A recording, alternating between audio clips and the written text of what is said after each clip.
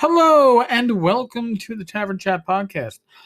I am your host, Eric Tenkar, your bartender in the OSR, your main proprietor at the Tenkar's Tavern blog, Discord server, meme group, Facebook group, Twittering, Instagram. I know I'm letting that flounder. And YouTube.com/ Eric Tenkar, ERIKTENKAR, all one word. Bad Mike from North Texas and myself do a live stream every Wednesday night, 8 p.m., often with special guests. That's 8 p.m. Eastern. You can watch it on YouTube. You can watch it on Facebook. You can listen to it here on the podcast afterwards. It's always a good time. And we love the live feedback that we get. Makes it a lot of fun. So, as Joe so rightly puts it, Joe the lawyer, he's responding to a response to his initial response to me, talking about the theoretical possible sale of Wizards of the Coast. In other words, Hasbro unloading it. And you know what? Joe has some good points. I swear to God, Joe, really, we got to get you on.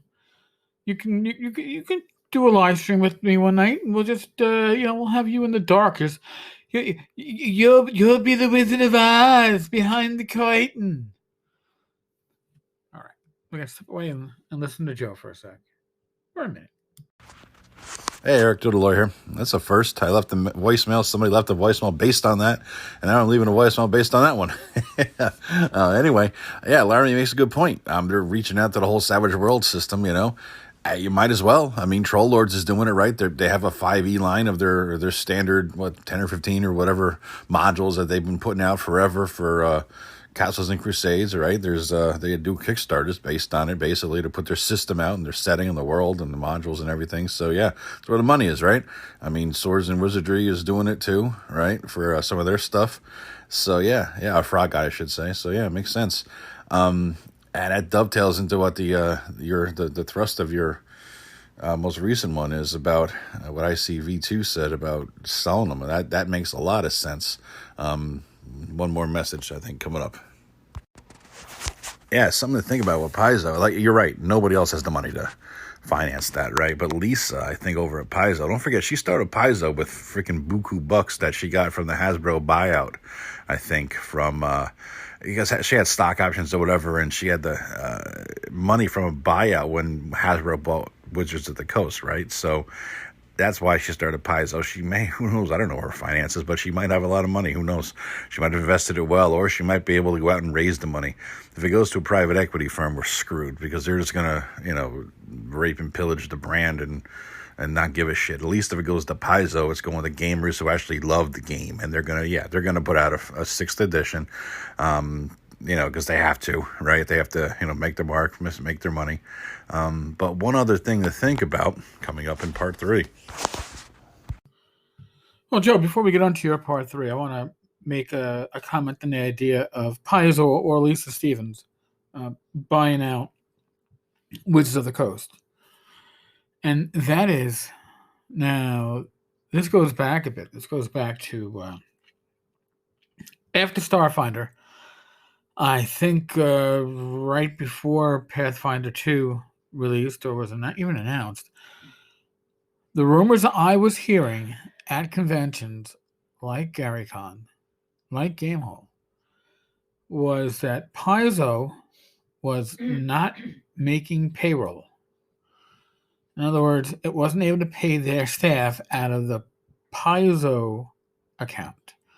And Lisa Stevens was cutting checks from her personal checking account to pay salaries for the employees at Paizo. Now, why would that be? Well, apparently the Paizo Pathfinder MMO, which was kickstarted and is pretty much, my understanding is, a money sink. Not for the players so much, but for Paizo. I'm not even sure if it's still around at this point, but they were putting a lot of money. Now, admittedly, maybe she did have the money to maybe invest in Wizards of the Coast or the D&D brand, but I believe that, again, I have not gotten this directly from people at Paizo. I don't know anybody directly at Paizo except for some that are, I guess, not directly associated, but I know people that are in the industry that talk with people that are fairly well positioned at Paizo, and they were having some money problems. Now, maybe Pathfinder 2 fixed it. I haven't heard anything recently about it. But I don't know if they had the money to throw around to pick up the D&D brand. Because now they already have their own system, Pathfinder 2. Picking up D&D 5, what you're going to make D&D 6th edition the Pathfinder. I don't mean it's possible. And I'm sure they'd love to have it. I just don't know. Now, it's going to swing into it. You're going to come up with in your next part. So I'll hold off my following comment. Back to Joe. All right, part 3. The other thing to think about is that there's one more license that I see V2 I think forgot about. I think it's probably a license. It's Dungeons & Dragons Online, DDO. It's the MMORPG they have. It's been out since, 08, 09, something like that. I mean, I've been playing since 09.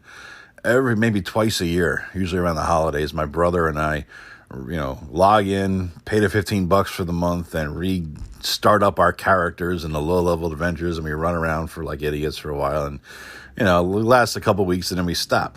But anyway, this freaking thing is still going. I mean, it's been around forever. It's still going. There's still people on the servers. By the way, I am Draken Forged on the Kyber server, in case any of you guys see me running around trying to figure out how to play this freaking game. I haven't used it in a year. And invite me to a guild too, by the way. I need some freaking buffs. Anyway, that's one of the licenses they might have to deal with. They may have to figure out how to disentangle themselves from that as well. We'll see how that goes. Later, man. Yeah, DDO is an interesting thing. You're right. It's been in existence since the 3X era, right? Didn't convert to 4E. I don't think it converted to 5. So yeah, that's an interesting license. You know what? I suspect it's only an issue if they planned on putting out a new D&D MMO, and I don't know how that would work these days.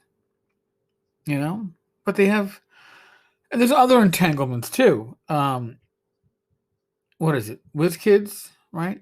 For their basic figures, and whoever puts out D&D Beyond, there's licenses that are there. I guess the ones that are truly profitable aren't necessarily an issue. By the way, you think Joe said goodbye, right? No. Joe's just fucking with us. Joe's got one more message. And this is the one I want to comment on too. All right, I lied. Here's 4. Just thinking some more about this, we always, the old fuckers that listen to your podcast, right? Me, you, and I think most of the other people are probably, in the upper scale of the age group of gamers. We're not playing Magic the Gathering, but we always think of Wizards of the Coast as D&D and, forget about the Magic the Gathering, which is probably the big cash cow over there, I'm sure, right? They make a fortune off of that thing. So even if they don't sell Wizards of the Coast off, I mean, they could sell the D&D line off and keep Magic the Gathering. Who knows? That's something to think about too. That'd probably be a whole lot cheaper, right? Just to sell D&D rather than the whole, Wizards of the Coast everything, right? So maybe that's a thing. Maybe that's an idea they're looking at. Who knows? Interesting to think about, though. Well, just to throw this out there, since Joe was talking about older listeners for the podcast, 82% of listeners to this podcast are ages 35 to 59. So yeah, I guess the old school gamers kind of skew older, right? Here is, and again, I have no inside information. I am shooting from the hip. It's as close to bullshit as bullshit can be. But I would say, within the industry, Lisa Stevens is probably the only one that could probably raise private equity cash to make such a deal happen.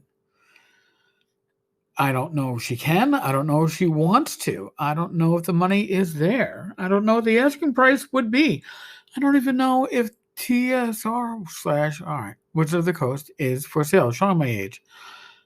But if it were for sale, she's probably the only one that could raise the monies to bring such in. Now, here, since we're going to talk wish list, right?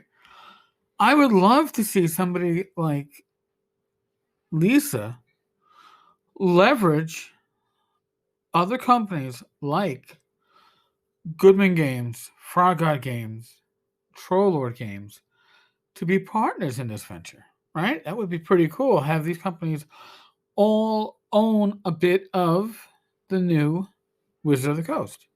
Since we're talking dreams, I can dream, right? So that would be my dream. But again, no inside information, and I don't even know if it's happening. It's just an interesting article that I remarked upon. I'm glad to see it's driving discussion. Folks, at this point, we are still in the midst of pandemic world. And we just got through Thanksgiving weekend. I hope you all use your common sense. I'm going to ask you to use your common sense, right? Use your common sense to keep yourself, your loved ones, your family, your friends, your community safe in the midst of, I guess, a worldwide crisis of sorts. Be safe, be well. God bless each and every one of you. Roll your dice, roll them well. And God willing, and knock on wood, I will talk with you all again mañana. Oh, and then tonight is the end of the Cyber Monday sale, so have a few links up at tankcarstavern.com. I know the drive-through stuff, I think, is probably on sale through like probably 10:59 tomorrow morning. So be there or be square. All right. Latest.